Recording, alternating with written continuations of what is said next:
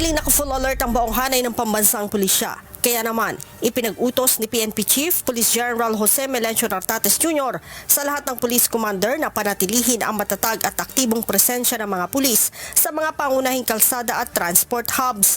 Ito'y bilang pagbabantay sa milyong-milyong biyahero na babalik sa Metro Manila. Ayon sa PNP, naging payapa at maayos ang buong long holiday sa buong bansa. Bagamat may mga naitalang aksidente sa kalsada at pagkalunod, wala naman aniyang malalaking pangyayari na nakaapekto sa paghahanda ng pulisya sa seguridad sa mahabang bakasyon. Pero hindi pa aniya tapos ang kanilang trabaho dahil kailangan pang tiyakin ang ligtas na pagbabalik ng mga biyahero sa kanilang mga tahanan.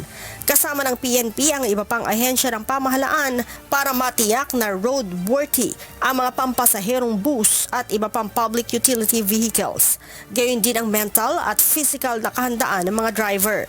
Payo ng PNP sa lahat ng motorista, manatiling kalmado sa biyahe at iwasan ang init ng ulo. Pinayuhan din ni General Nartates ang mga ito na tiyakin ang maayos na kondisyon ng kanilang mga sasakyan at iwasan ang pagmamaneho kung nasa impluwensya ng alak o kung hindi maganda ang pakiramdam.